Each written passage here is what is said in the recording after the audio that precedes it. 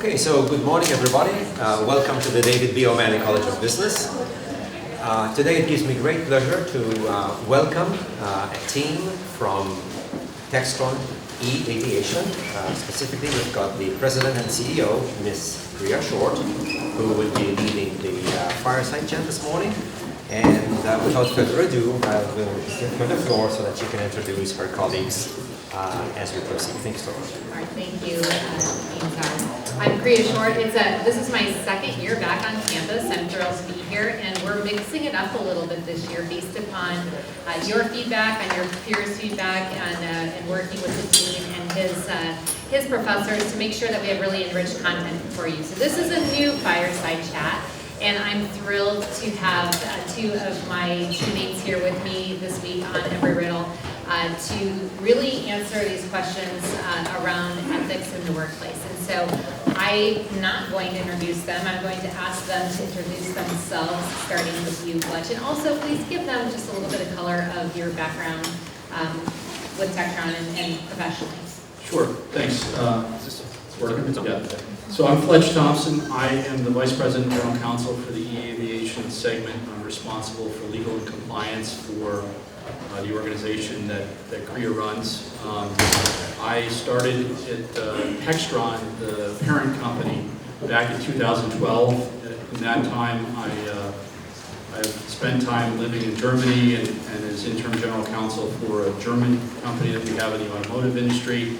I've also done a lot with intellectual property across the enterprise when I was with corporate, and for the last 3 years I've been in this position. Prior to coming to TEXTRON, I was in private practice for about 9 years, where I focused on intellectual property, commercial litigation, sort of a whole range of things. My educational background, I have a law degree from the United States, and I also have a law degree from Trinity College in Dublin, Ireland. And so this has been a real the best job I've had my whole life, in the sense that I've been able to work with clients in Europe with TEXTRON, and also here in the United States. So that's me. All right, thanks, Flectch. Nick? Good morning, I'm Nick Begley. I'm the Director of Finance for TEXTRON eAviation, so the same kind of areas of the business of Kriya and Flectch.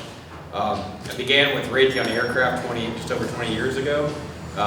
Raytheon Aircraft has evolved into TEXTRON Aviation over time as it merged with Cessna, but I've been with TEXTRON eAviation since basically the founding in 2022. Over my career, I started in finance, but I've had a series of program management roles. Those kind of started with the transition of Raytheon Aircraft into what became Hawker Beechcraft and Beechcraft, but then had engineering leadership. So about 10 years of my career has been on the program management side, helping lead programs such as the Hawker 4000, King Air, and Caravan programs.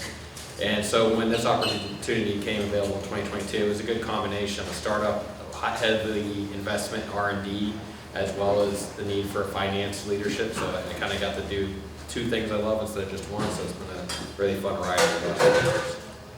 All right, thanks, gentlemen.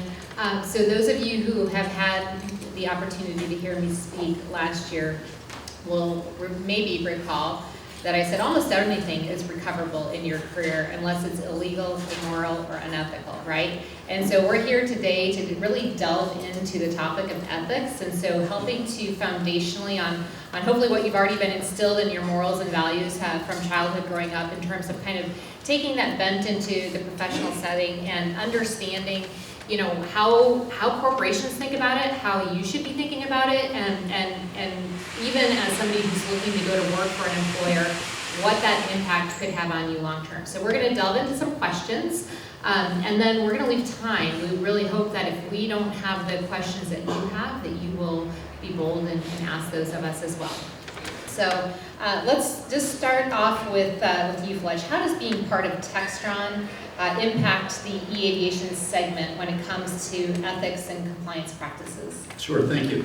So TEXTRON, being a Fortune 500 company, like a lot of other large, or basically most other large companies in the United States, has a code of conduct. The TEXTRON business code of conduct, if you looked at GE or any of these other larger companies, they would as well. And that basically is a roadmap for how to ethically deal in all of our business relationships, whether it be with customers, suppliers, employees or regulators. And so that sort of foundational document helps us at eAviation as a segment, because that's sort of the basis for a lot of the training and policies and procedures that we put in place.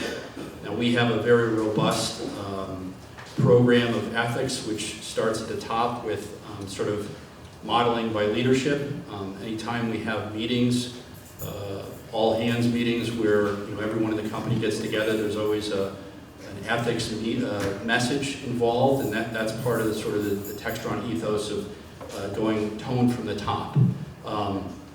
We also have a lot of resources that perhaps a smaller company might not have, and one big one that's part of the ethics at TEXTRON and TEXTRON eAviation is our helpline. So we have, and I noticed we were in a classroom this morning, there was a poster on the wall that says, if you see something, say something.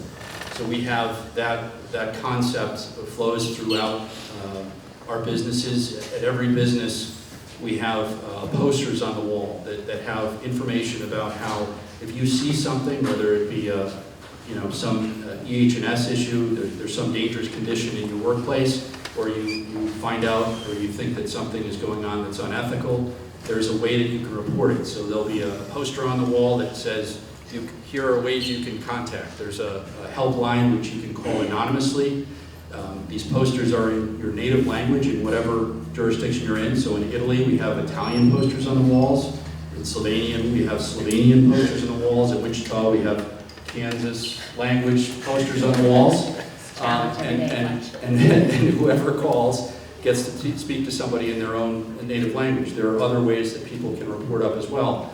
But this is a resource that TEXTRON gives us, and it allows for, if somebody doesn't feel comfortable reporting to their supervisor or even to someone within eAviation, they say, hey, Flectch is doing something that's not on the level, they can go a level higher. And so it's great to have that resource. The only other thing I would mention is that we have working groups across different businesses within TEXTRON. And so, we may see something or a trend or some change, something that's going on, and other businesses may see the same thing. And so we get together and we talk about these ethical issues and how would you deal with it? Because, when you have that background, it's easier to see something before it becomes a real problem. All right, thank you for that. Taking it over into the arena of finance, Nick, how do you incorporate ethics into financial planning and decision making? It's a good question. Fletch, how do I do that now? There's a couple things. Sometimes, and not all that often, you're in an ethical dilemma, and that there's situations, maybe it's a dispute with a customer or a partner or other, in which you can really kind of guide back to those kind of fundamental ideas you grew up with, and think about what would your customer think, what would your team think, what would your leadership think. But when I know I'm in one of those situations, I call it the grandma test. What would my grandmother think if they read about this in the paper, and how would they do that? But the reality is, on a day-to-day basis, the ethical dilemmas of finance planning analysis are more kind of, smaller judgments that may end up being incorrect over time, and what do you do to prevent that? So, there's been great lessons learned from some of the great scandals in the past, like the Enrons and such. So one of the things we fundamentally do is we do divide and kind of conquer in lots of different ways.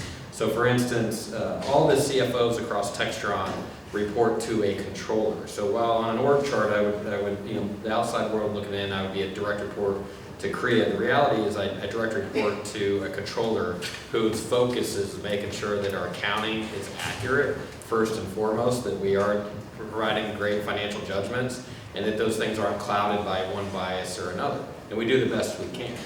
Other ways we do this, finance and accounting themselves, I'm the leader of finance and accounting reports to me. But the way we do forecasting and financial projections, that's one team. The way we account for the results is another team, and at the end of the month or the end of the quarter or the end of the year, they compare those projections to the actual accounting readings and see what was done well, what wasn't projected well, and why, if there are variances, what drove those variances, whether they're positive or negative variance. Because a lot of times if you do have a fraudulent issue, etc., you'll spot them there.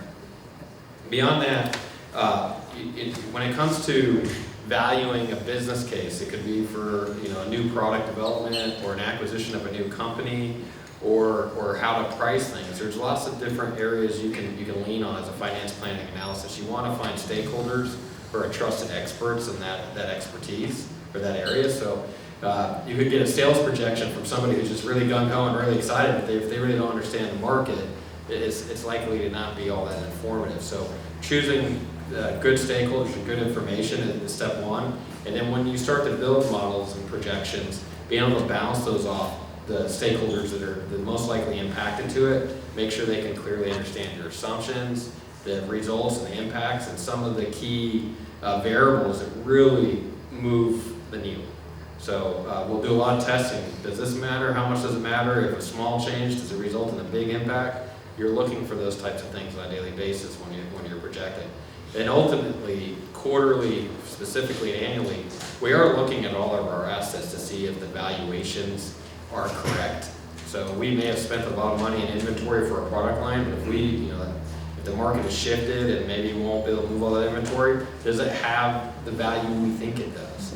And if it does, great. If it doesn't, you got to do the right thing and make the appropriate adjustments. So like I said at the beginning, we look for, sometimes you spot, hey, this is a big issue. We need to think about this ethically, but the reality is you try to put recurring processes and perspectives into place to ensure that you're judging everything as accurately as possible. All right, thanks, guys. I think, I love Nick's, it kind of underscores what Flectch says, which is, it's not an island, right?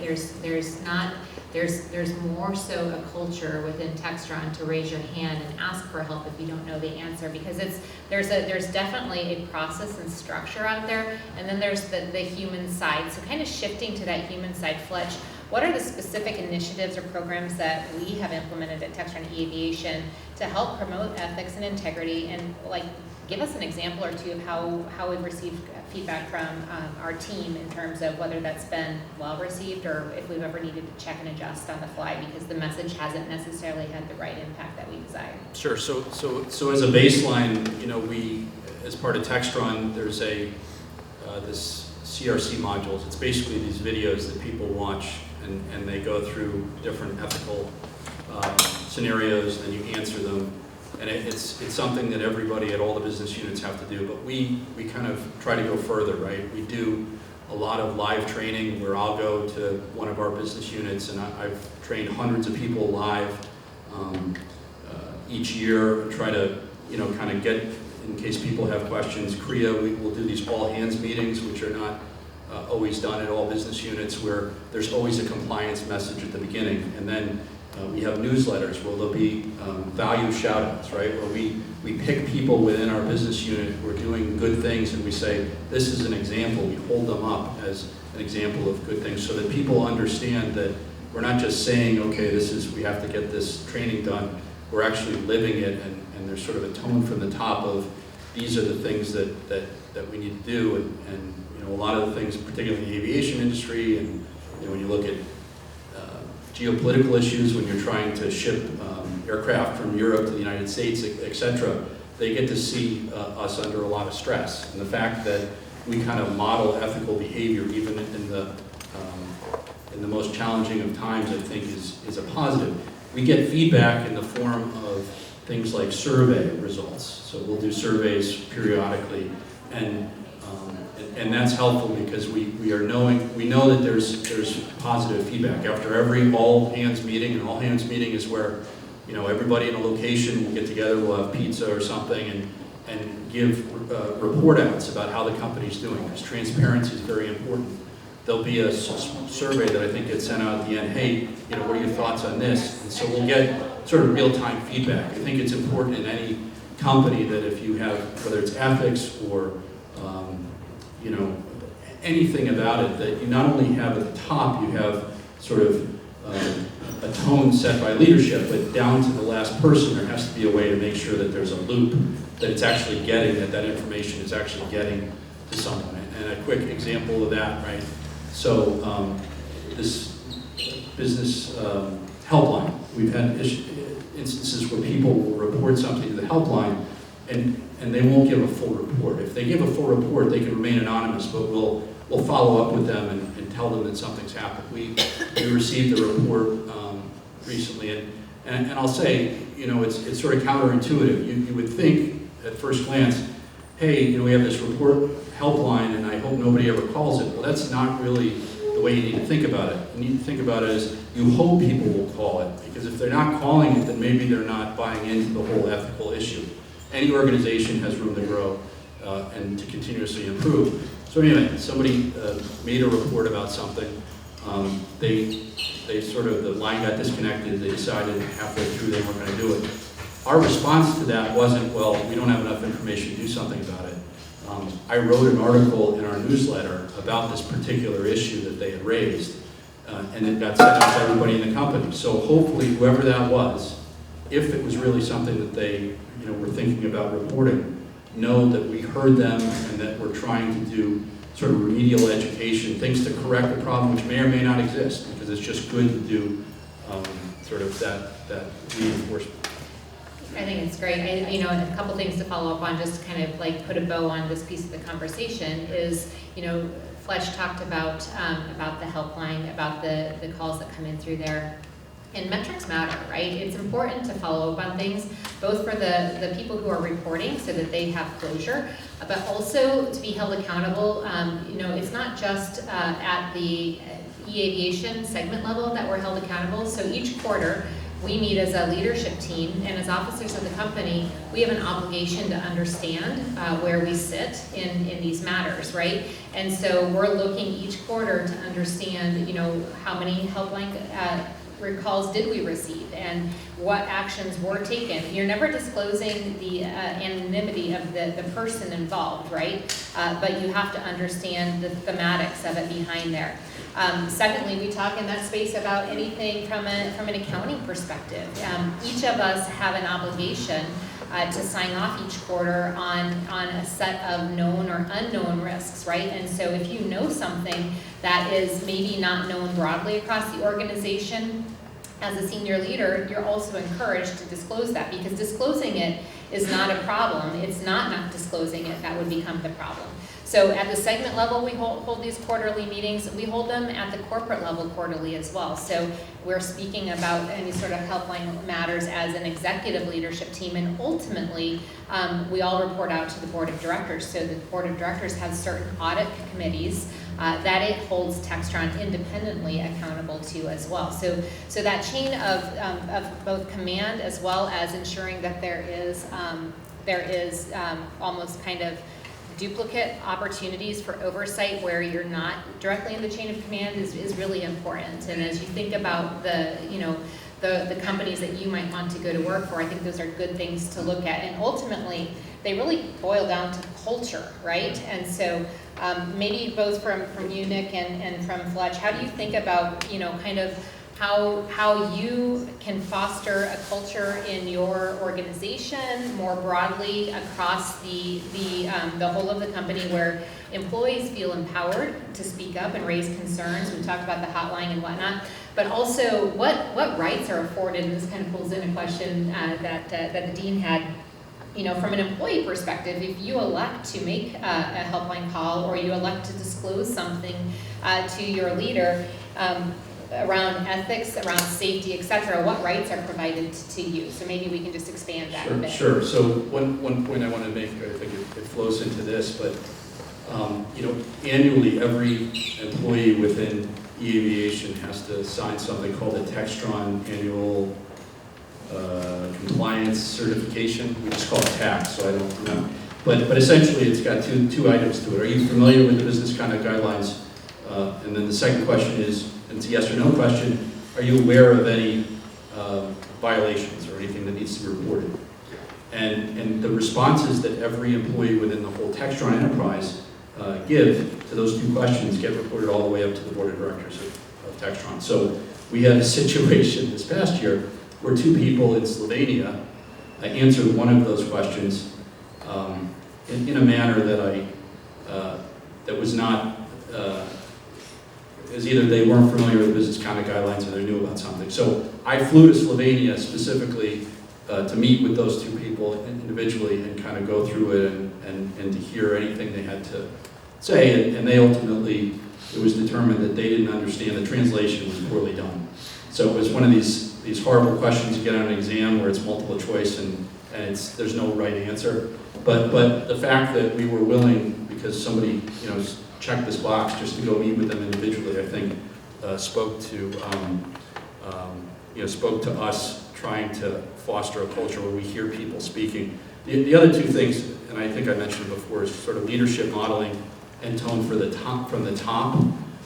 It's really about what we as leaders, the way that we hold ourselves. And again, you can point to a list of rules on the wall, but if you don't live them and you don't speak them, I think they don't have the same impact. On the other question that you asked, we have a policy at TEXTRON Aviation, all of TEXTRON, of no retaliation. If you in good faith see something that's going wrong, or you think there's some issue about safety or about some ethical issue or something else, and you in good faith do it, you're not like, calling up and saying, hey, this guy that I don't like is doing something wrong because you're trying to get him in trouble. You're actually, you perceive that there may be an issue. As long as it's in good faith, there's a no retaliation policy. So you might have some issue where, hey, I think my boss is doing something wrong, or I think someone else within the industry. There are all sorts of avenues for you to report, and we will guarantee that you're not going to get in trouble, even if it turns out that's unsubstantiated. And that's because a lot of things in life are not, sometimes they're not clear. But if you see something, it's better for us to know, because we're not going to know, that there's some issue with an electrical socket that's overheating or something in the corner unless you mention it. So we want to know everything, and that's kind of how we run things, where we want everybody to be involved, and we want them to feel comfortable that they're not going to get in trouble because they drop the dime on their boss. I think as well, and so it's, how do you leave that so it's not open to interpretation? Or we've spent a lot of time on our mission and our vision and also on our values, right? And making sure that those, to Fletch's point, when you're working across language barriers, that you have the ability to really lean into what can be actionable. So maybe incorporate some of the ideas around what our values are, Nick, in terms of how that applies to ethics as well as you think about your response. Yeah, when I think about, just listen to Flectch and you speak, I think a number of instances come to mind. So when it comes to reporting, it's almost, sometimes there's minimum requirements for like near misses, safety near misses. Like, it's not not only are we encouraging to people report where they think there may be a safety gap in our processes or our facilities, or somebody could trip over that rug or something. It's that we're encouraging that not only does a messenger get rewarded for kind of putting that stuff out there, but closing out that issue, reacting to that issue, and solving it is also highly celebrated and tracked and made aware to everybody that, hey, it's not just you hit yes or no on a survey, but something actually productive came out of it. When it comes to setting a tone, my number one thing is don't shoot the messenger, right? Hear them out, listen to them. Make sure that we fully understand what the concern is, and that we follow up on it and make sure, because some concerns come in through ethics hotline, and others are just, hey Nick, this thing, not sure, it's weird. The customer said something that kind of set off some red flags. How should we handle it? Or that banking issue doesn't seem to be handled correctly. And so what you want to do is you want to either, sometimes it's explainable and you understand what the process is, and sometimes it's like, oh, thank you for bringing me that information, we'll go make sure that gap is closed. So, it really is that personal interaction, that openness, that kind of an open door policy to work with your peers or people up and down the organization that may have insights that we all have blinders to because of where we sit or what our expertise is. Yeah, our core values, because you have to keep it simple, right, when you're especially leading, any size of organization, but once it gets beyond sort of just a handful of folks. So, down to the individual contributor, we're aligned that we are people first, integrity always, collaborative mindset, and then evolve with purpose. And I think, so Nick, I like the, don't shoot the messenger aspect of things, right? I mean, again, it's that, and to Fletch's point of no retaliation, right? So again, you have to create a space that lets people acknowledge that there are gaps, right? And then how do you, it really is how you come together to solve them. And so again, for our segment, we're a young segment, we're an amalgamation largely of acquired. businesses, which means that, everything is always in process. We as people are always in process. And so if you have an expectation around a maturity of a system or a process in a company that has been small and innovative for 30 years versus a Fortune 500 company that's been around and doing business in a certain way for 100 years, you're going to have gaps. And so really it's about, again, the bar isn't necessarily absolutely on kind of the legality side of things and the reporting side of things from an SEC perspective. The bar is, right? But in other areas, sometimes it's our own internal processes and expectations, and so it's how do you measure yourself to closing those gaps and putting in place controls that will let you ultimately get to, what the TEXTRON kind of expectation level is. So when we formed the eAviation segment, we started acquiring these businesses, self-identified after asking questions of the various accountings and finance and processes across the business. We had over 70 findings that we had to say, hey, this isn't as good as it could be. It isn't meeting some standard. It doesn't mean you stop working today. It means you put a plan in place and you work with the teams to either improve the processes, improve the systems, or both, or train people so that they know, hey, this is what the expectations are. So, perfect is the goal, but on a day-to-day basis, you're just trying to make progress against that, be honest against that perfection. Where are we today? Where were we yesterday? And how do we move forward to where, a year from now, we're in a significantly better place than we were when we started. So it's an evolution at the people level, at the process level, and at the tool level, on almost every problem we solve online with others. All right, so we are, as you're hearing, we are young, but we are also have diverse locations, which means we have different perspectives, we have different cultural norms. What are some of the challenges of working across kind of the different cultural contexts? And generally speaking, from your expertise in any role, how can companies, how can employees ensure they're being respectful, being sensitive to local norms, and bridging kind of the gap at times? Either of you, both of you. Okay. I think that the first thing is realizing that, I grew up in Kansas, and I've worked in Kansas most of my life, and so you start to think how the whole world is and what's normal business practice or customer practice or marketing practice. And so you have to, quickly, change your mindset that Germany has a perspective, Italy has a perspective, Slovenia has a perspective, that may be similar in some ways and drastically different than others. And so you can't go in imposing your point of view or your norms on any other working group. You have to start with first understanding where they're at, why they're there, why that makes sense to them, and then go, okay, that's awesome, we can learn from that, or that's different, and maybe we could adjust a little bit, they could adjust a little bit, or maybe, hey, that in the long run for a Fortune 500 company won't work in the long run, but how do we transition, in a way that is respectful to everybody and work with it. That first step is acknowledging that your perspective may not be the best perspective. Right, yeah, so you have to be sensitive to kind of the local customs and listen and learn. And I, in my work in Germany and in Italy and Slovenia have asked for constructive criticism from my colleagues, from people there to help understand their point of view, because it helps with communication when you understand where somebody else is coming from. So there's that, but there has to be ethical consistency across the board, right, regardless of where you are. And there's also, as a ultimately U.S.-owned company, we're subject to U.S. laws and regulations anywhere in the world, so we have to be cognizant of that. But sort of establishing clear policies the way we do with ethics and all of our policies is helpful, because a lot of these things are sensitive issues, around things like gift giving or employee eligibility based on nationality or security risk, right? So I'll give you an example. A lot of aviation technology is subject to export controls. And so there are countries that some employees may come from where they need either a special license in order to work on that stuff, or it's just not possible to get a license. So I think transparency is very important, to have policies that are written down and to explain the why. I'm sorry you can't work on this program not because of who you are, but because of some export thing. Or the gift-giving policy.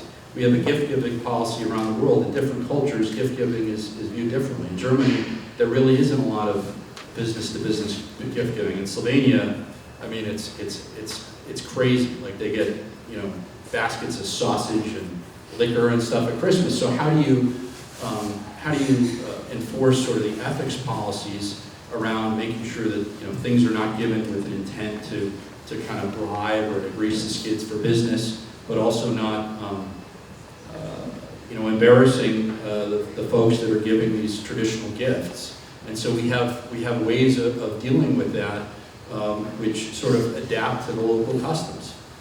For example, we have, if somebody sends a basket with 100 euros worth of sausage in it, we have to write it down, but we kind of disperse it among the different employees within a group, or we might take it to the holiday party and raffle it off. And the idea being that things aren't focused to everyone, and as long as you disclose the fact that this has been given, even if it's over a certain amount, that's fine. We have to be very careful in dealing with government officials. In every different country, there are different rules about what constitutes a bribe or what a government official can accept. But if a government official comes to the factory for 3 days because they're trying to do a certification of an aircraft, and in order to work through lunch, you want to buy a pizza. We work very hard to get the clearance necessary to buy a pizza. You'd have to be, I think, pretty. I don't know. Maybe you could bribe somebody with a pizza, but I don't think so. But again, you have to be kind of cognizant of these things, and how do you sort of apply them. I'll give you one more example of an ethical issue that we dealt with. And it's not comfortable. At another company that I was at, we came in and culturally, they are more 1980s sort of thing. So a lot of them had, in the workplace, bikini posters up on the wall. And that's something that, we in America would look at that and say, that's not appropriate. This is something that could make people feel uncomfortable. It's not a professional work environment to have that sort of thing. And so we were challenged, how do we kind of express this to our employees without this thing that I call cultural imperialism, just saying is by virtue of we're American, we bought your company, and now you're going to think like us. How do we deal with what we can, right? So we learned about, in that culture, I guess that's okay. There are government offices that have bikini posters up on the wall, and there are different things going on outside the doors. The approach we took was, listen, this is a professional work environment where we have customers from around the world coming in. And so we can't have this type of stuff on the walls. Someone could be offended. Everybody, we spend at least a third of our lives at work, and so we want to create an open environment where everybody wants to come to work every day. Now, what do I personally, I don't think, I have value judgments about that. I think, we shouldn't have bikini posters on the walls at work, but in order to kind of explain that, I wasn't trying to change their culture and what they do outside of work. I was trying to say, within these walls, we're going to operate this way, and I'm going to explain it to you in a way that makes sense to you. It's not an indictment of your culture, even though I personally have a problem with it. We have to do this for X, Y, Z reason. And so by explaining the why, I think it's a lot easier to get ethical people on board to kind of make things happen that need to happen. I love that. My comms director always says clear as kind, right? And so it's hard to understand ambiguity, and it's driving it back to the what, not the who, and explaining that why. And I would say to Fletch's comment, again, there's cultural norms, and then there's the fact that, again, evolve with purpose. So you can have cultural norms, and you can have a global team, right? So again, where it's, depending on where you sit, we have a multi-generational workforce, we have a culturally diverse workforce, and so maybe what was acceptable culturally is no longer acceptable based upon the fact that we're constantly in evolution. Operationally, you mentioned the word near classes, which made me go to a question that the dean put to us, which is more general, and and it's gonna span beyond just TEXTRON eAviation. But I do think it's important because we're sitting here with students who intend to be in aerospace, and what we do matters. Like people's lives every single day matter on, if we're engineering something correctly, manufacturing it, servicing it, if we're flying it, how we're thinking about it. So how do you think, Nick, given your program management background and kind of the, your services experience, when we have, accidents or incidents and near misses, what level of transparency should an OEM have, and what is it obliged to do with that, whether that's publicly, whether that's with the regulatory authorities, etc.? So there is a high level of engagement with any incidents, especially if they result in injuries or worse. And so the obligations are high. And when I was in the program management and engineering side on aviation related items, the experts on a given platform or aircraft, they reported to my team. But we have a separate kind of segmented team that helps assist with those investigations as they occur. So if there is an accident, they'll team up with the regulatory authorities, other key, maybe suppliers like the engine supplier on site with the investigation. They're allowed to reach back in and obtain any data that they need to answer that question. But they do not, tell you the why. So you know who's asking, and you probably can make some assumptions. But your only obligation, and the number one obligation, is to provide that information as clearly and as accurately as possible. And so and then from there, if there are findings of things that could have been changed in the training, the maintenance, the design, the manufacturing of those things, you try to identify those through the kind of root cause corrective action, and make sure you actually identify and resolve the right issues, right? So it is kind of the number one obligation. Safety and incidents come first. I think if there are any incidents across, I imagine, all aviation companies, but your executive team will probably find out in minutes through a formal process, and then the team's working from there. This is as serious as anything we're taking in our industry is resolving quickly and correctly any safety incidents that do occur. All right, thank you for that, Nick. I want to delve a little deeper into maybe not just the kind of the broad ethics topic, but into more of the just aspect of our emerging technologies space. And so these are off the cuff. You guys have not had time to consider this like a lightning round. But when it comes, Flectch, you were prepping for this? Yeah, no. I'm not an engineer, so this. I thought we were ripping this whole time.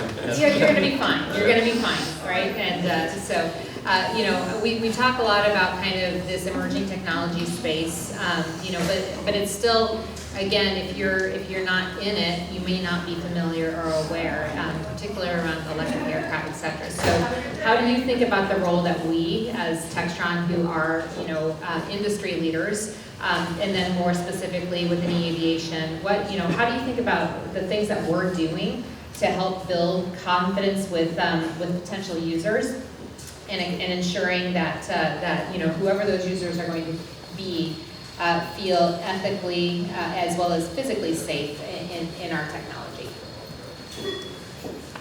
So I think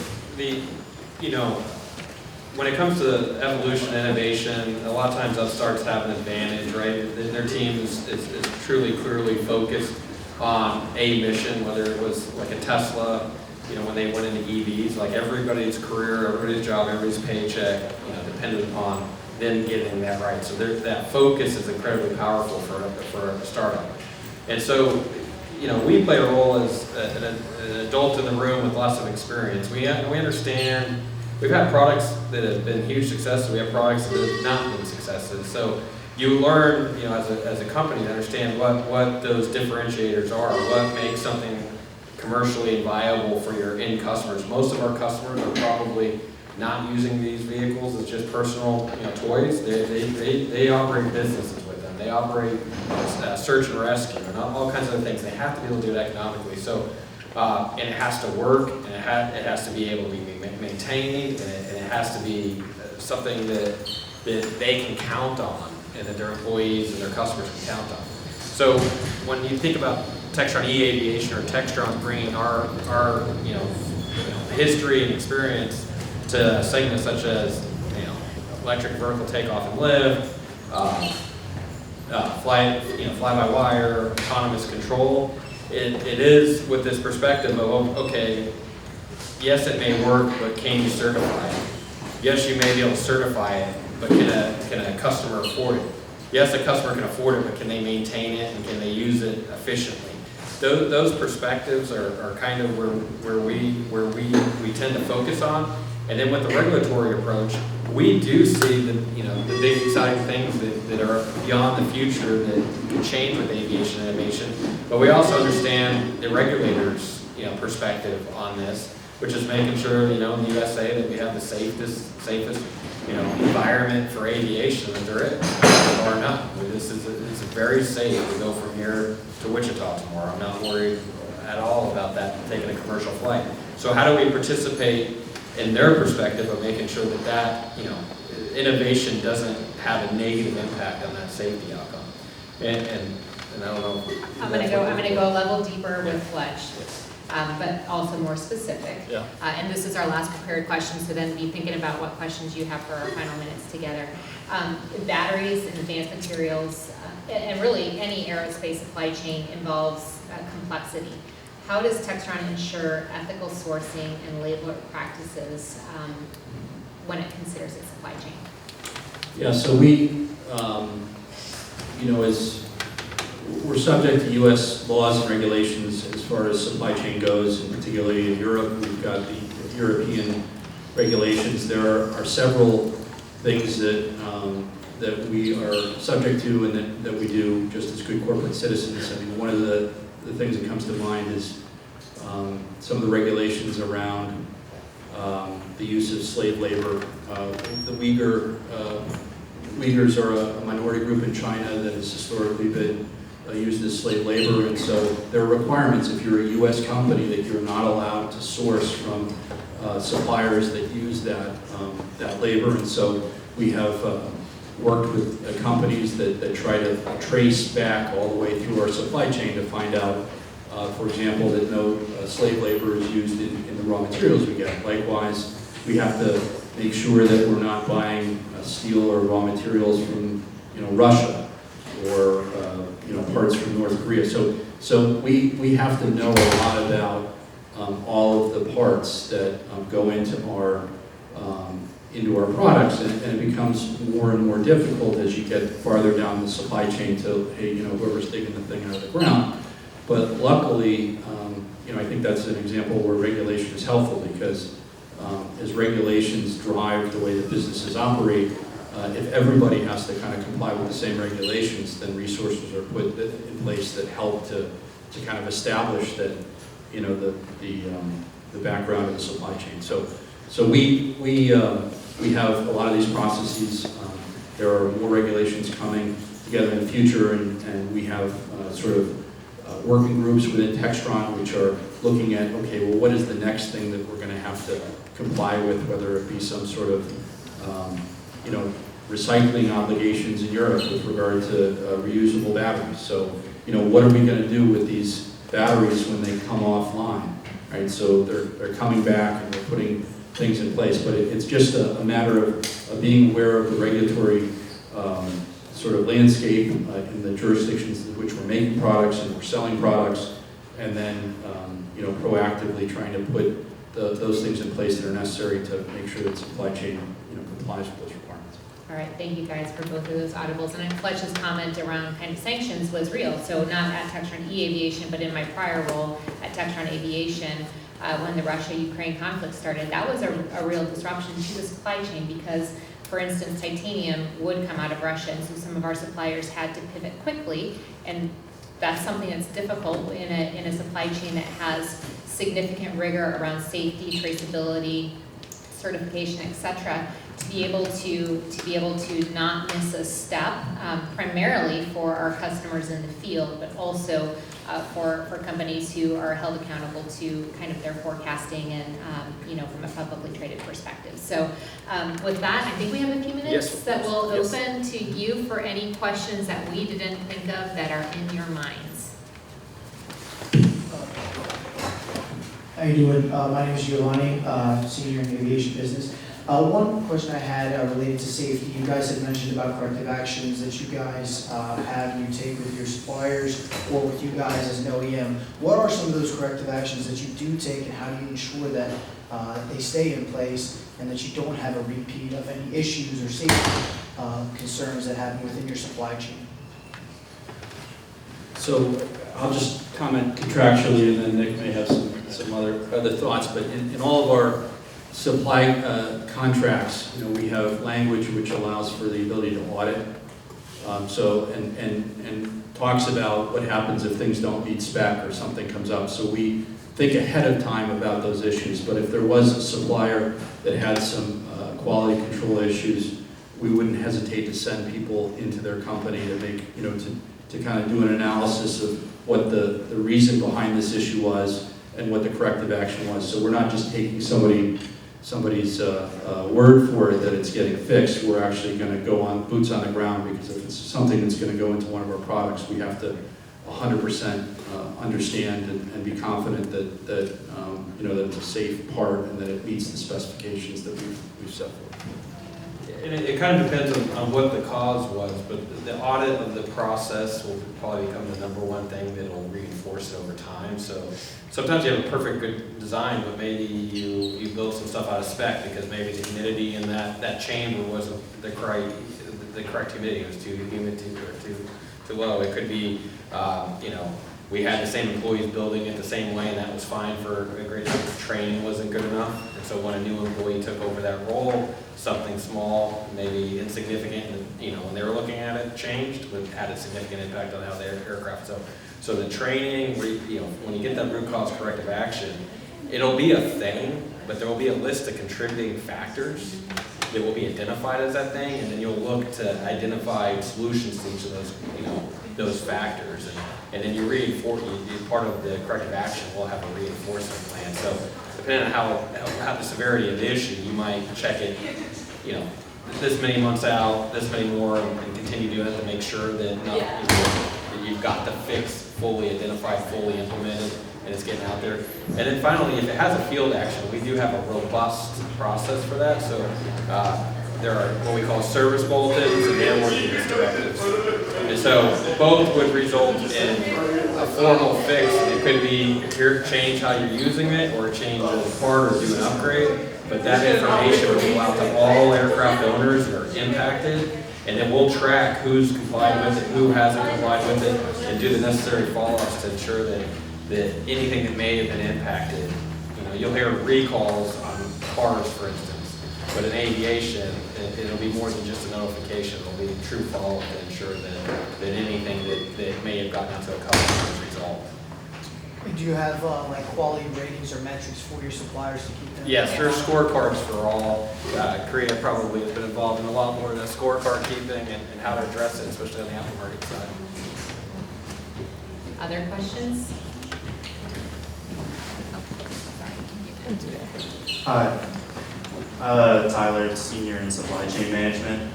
Switching over to more of the internal management, how do you encourage your lower level managers to actually create a positive culture where your ethical guidelines are being enforced and the positive culture reflects back within the employees? Yeah, maybe I'll take that one for you all, if that's okay. I mean, first of all, as Flectch said, it does have to start with the tone from the top, because if you aren't creating that culture broadly, then people don't feel empowered.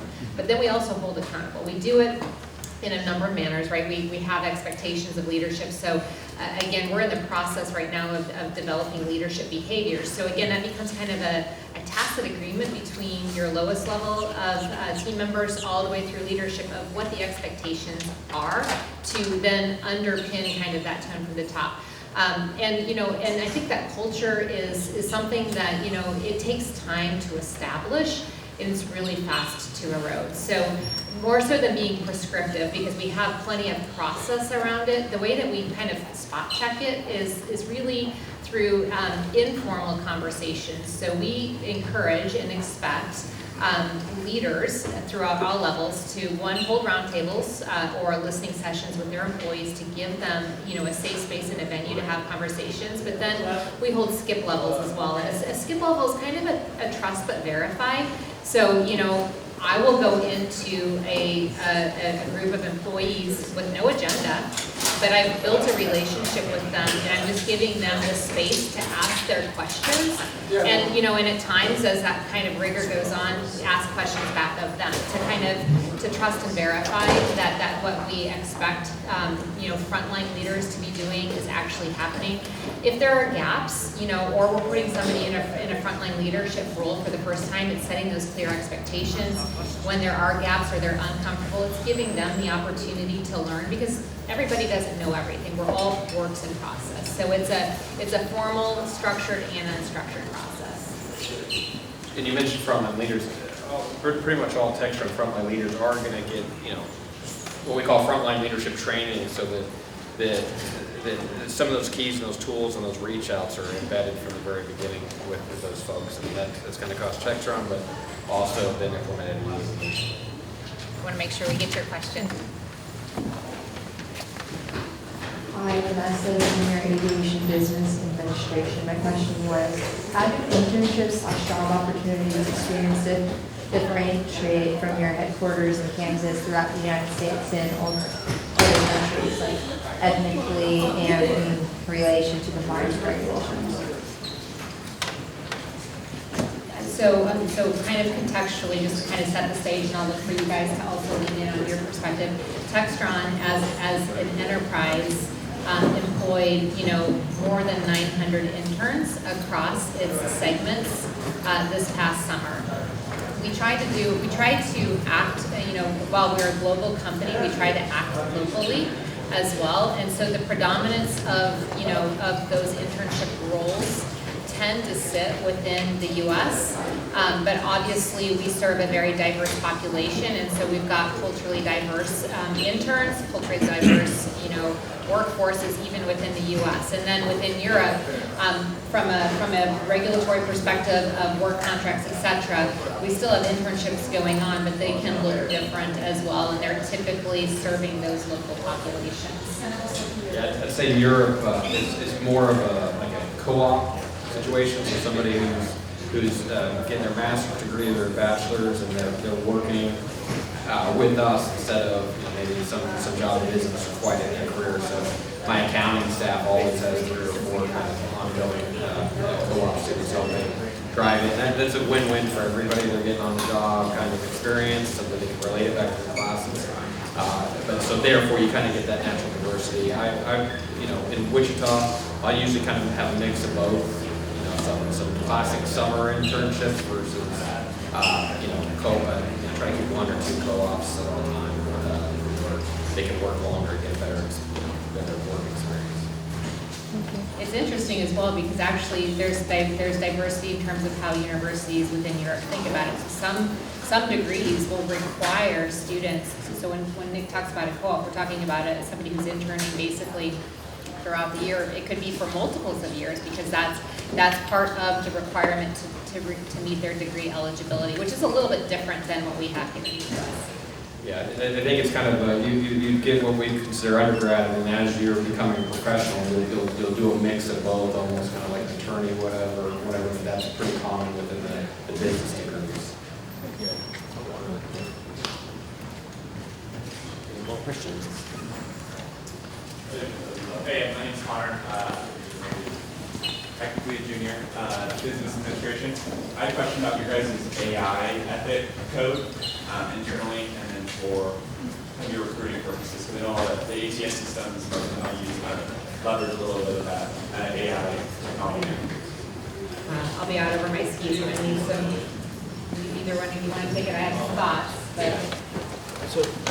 Go ahead. No, we recently, and it was a collaboration between the the IT folks and the legal folks across the enterprise came out with guidelines for use of AI. I mean, it's important in heavily regulated industries like aviation and the other things that we do across the enterprise that we have safeguards in place about when it's appropriate to use AI. The idea that there can be, they call it hallucinations. It's not, a replacement for human judgment, those sorts of things. So we have a policy in place. I don't know if it's published on our website or not.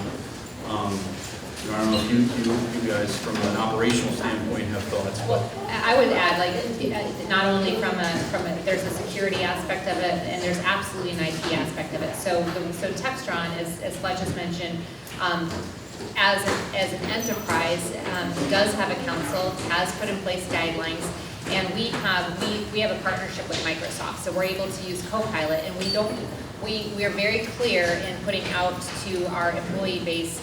ChatGPT is not appropriate to be putting in company private information into. So then if we want, and we do, we really want to leverage AI in our business operations to promote efficiencies and also relevancy. We have an obligation to make sure that we've trained our employee base correctly and we're providing them with the safeguards. So the Microsoft Copilot is the approved platform. It has the ability for anybody to go in there and to be able to use it, but keeping it bound within our walls so that IP isn't leaking into the market space. And I think it'll continue to evolve. And we've been leveraging AI for more than 3 years, and there's some really good proof cases of where it has benefited the business. And we're excited to be able to continue to leverage it in a positive way. And that policy goes hand in hand with our security policy as well, to ensure that we keep the enterprise safe. One final question. We have time for one final question. Anybody? All right. Well, thank you very much. Thank you all for your Thank you. joining us.